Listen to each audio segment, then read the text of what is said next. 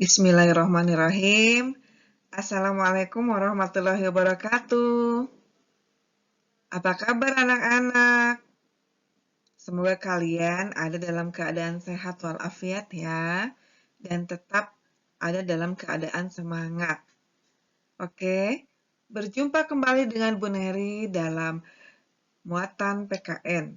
Ya, kali ini kita akan belajar masih di tema 1, subtema 3, muatan PKN.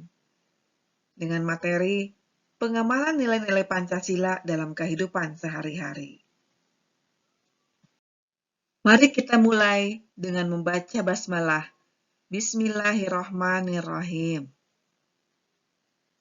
Ya, anak-anak, Pancasila diumpamakan sebagai satu paket lengkap yang menopang negara kesatuan Republik Indonesia. Ya, Pancasila merupakan satu kesatuan yang bulat dan utuh dari kelima silanya. Setiap sila yang membentuk Pancasila juga sebagai satu kesatuan yang mutlak, tidak dapat ditambah atau tidak dapat dikurangi. Oleh karena itu, Pancasila tidak dapat diubah menjadi trisila atau ekasila. Ayo, masih ingat kan bunyi sila-sila dalam Pancasila? Ya, mari kita lihat gambar yang sudah Ibu sediakan ya. Sila pertama adalah ketuhanan yang Maha Esa. Ya. Kedua, kemanusiaan yang adil dan beradab.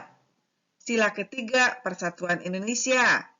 Sila keempat, kerakyatan yang dipimpin oleh hikmat kebijaksanaan dalam permusyawaratan perwakilan. Sila kelima, keadilan sosial bagi seluruh rakyat Indonesia. Ya, lambang-lambangnya bisa kalian lihat. Ya, pasti semua sudah ingat ya, karena ini sudah pengulangan ya. Lambang-lambangnya ini sudah kita bahas di pertemuan yang lalu ya, anak-anak. Nah, tadi kita sudah sebutkan bunyi sila-sila dalam Pancasila ya. Nah, sekarang kita akan mengulas sedikit juga tentang nilai luhur yang ada dalam sila Pancasila. Nilai yang ada dalam sila ke-1 adalah bahwa setiap warga negara berhak memeluk agama sesuai dengan keyakinannya. Setiap warga berhak menjalankan ibadah sesuai dengan agama yang dianutnya. Setiap warga juga berhak mendapatkan rasa aman dalam menjalankan ibadahnya. Sila kedua menunjukkan bahwa setiap warga negara memiliki hak dan kewajiban sebagai warga negara. Hak dan kewajiban harus dilakukan secara adil. Selain itu, setiap warga juga memiliki sikap tenggang rasa dan toleransi dalam kehidupan sosial. Sila ketiga menunjukkan setiap warga negara diharuskan mencintai tanah air dan menjaga rasa persatuan dan kesatuan dalam keragaman suku, agama, dan budaya. Sila keempat menunjukkan setiap warga negara harus mengutamakan kepentingan negara dan masyarakat, tidak memaksakan kehendak kepada orang lain, mengutamakan hasil musyawarah setiap mengambil keputusan, dan musyawarah pun dilakukan secara mufakat. Sila kelima menunjukkan setiap warga negara harus memiliki sikap gotong royong dan peduli antar sesama. Nah, anak-anak, tadi Ibu sudah menyebutkan nilai-nilai luhur yang ada dalam sila-sila Pancasila, ya. Minggu lalu kita sudah bahas itu. Nah, meskipun terdiri dari 5 sila, namun Pancasila merupakan satu kesatuan utuh. Setiap sila yang membentuk Pancasila merupakan unsur yang mutlak yang membentuk kesatuan, bukan unsur pelengkap ya. Nah, artinya satu sila menjiwai dan dijiwai oleh sila-sila yang lain. Sila pertama menjiwai sila kedua, ketiga, keempat, dan kelima, dan demikian seterusnya. Banyak kegiatan sehari-hari yang mencerminkan nilai-nilai Pancasila. Contohnya nih, ketika berdoa sebelum belajar di kelas. Pada kegiatan tersebut, kita mengamalkan sila ke-1. Ya, pada sila pertama atau sila ke-1, terdapat pengamalan dalam menjalankan ibadah sesuai dengan agama dan kepercayaan masing-masing. Satu perilaku bisa mencerminkan satu sila, dua sila, atau lebih. Kalau yang barusan, berdoa sebelum belajar itu mencerminkan sila ke-1. Nah, kalau dalam pemilihan ketua kelas, ini mencerminkan beberapa sila, ya, lebih dari satu.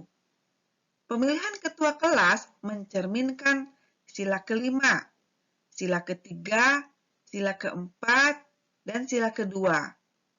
Kenapa sila kelima? Karena pemilihan ketua kelas itu mencerminkan sikap yang adil dengan mengikutsertakan semua warga kelas untuk memilih ketuanya. Kenapa sila ketiga? Karena pemilihan ketua kelas mengembangkan sikap persatuan dan kesatuan karena bekerja sama agar kegiatan pemilihan ketua kelas berjalan lancar. Nah, kenapa sila keempat?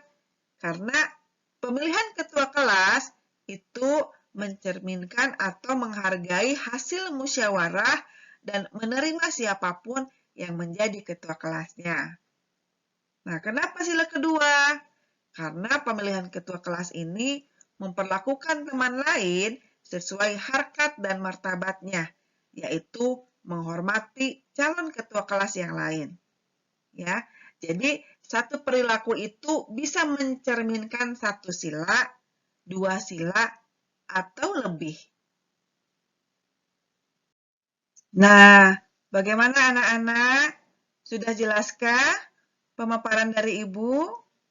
Nah, kalau belum jelas, silahkan kalian membuka buku pena dan tematiknya ya. Tema 1, subtema 3, muatan PKN. Ya, untuk melengkapi pemahaman kalian. Ya, tapi kalian juga boleh mengulang-ulang lagi kalau misalnya penjelasan Ibu belum jelas. Ya, boleh kalian lihat lagi video pembelajaran ini. Ya, kalau kalian sudah paham, silakan berlatih mengerjakan halaman 153 yang ada di buku tematik. Lalu, kerjakan di buku tulis kalian ya. Baik, itu saja ya untuk materi pembelajaran hari ini. Semoga kalian diberikan kelancaran. Kalau ada yang belum jelas, kalian boleh menghubungi Ibu. Atau kalian juga boleh berdiskusi, menanyakan kepada Mama sama Papa di rumah atau kepada kakak ya, kalau ada yang tidak jelas. Itu aja dari Bu Neri ya. Terima kasih. Jaga kesehatan selalu ya.